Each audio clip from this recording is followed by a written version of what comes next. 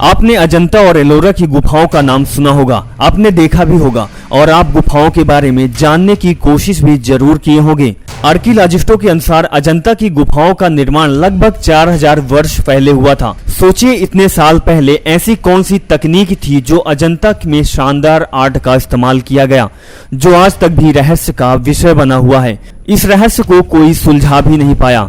सोचने में मजबूर कर देता है कि 20 लाख टन की चट्टानों से बना हुआ मंदिर किस तकनीक का सहारा लिया होगा, और इस पहेली को सुलझाने और देखने के लिए दुनिया भर से लोग आते हैं।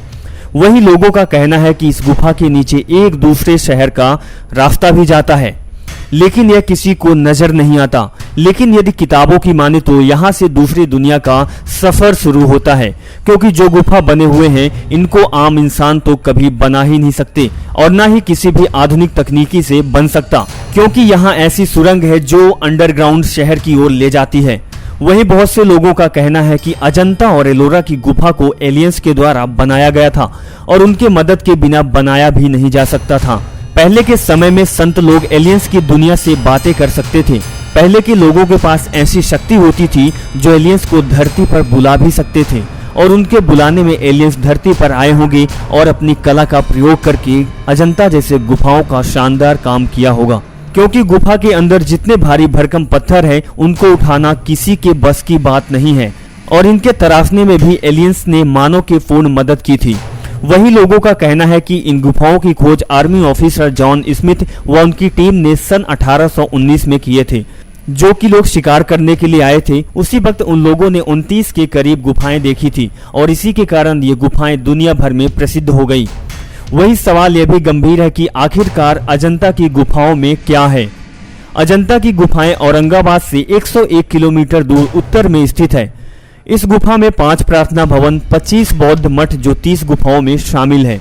गुफा के अंदर ही लगभग 200 ईसा पूर्व से 650 ईसा पूर्व तक के बौद्ध धर्म और संस्कृत का चित्रण मौजूद है।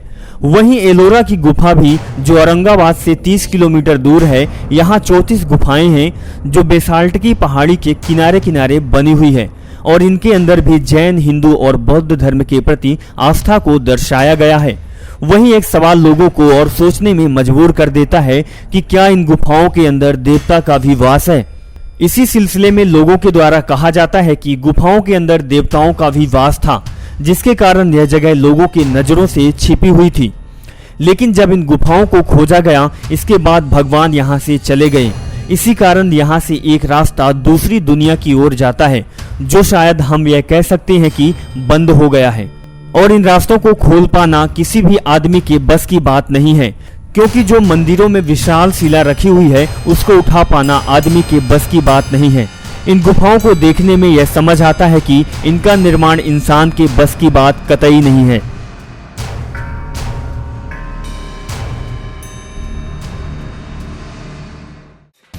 Subscribe now to receive new updates, reviews and news.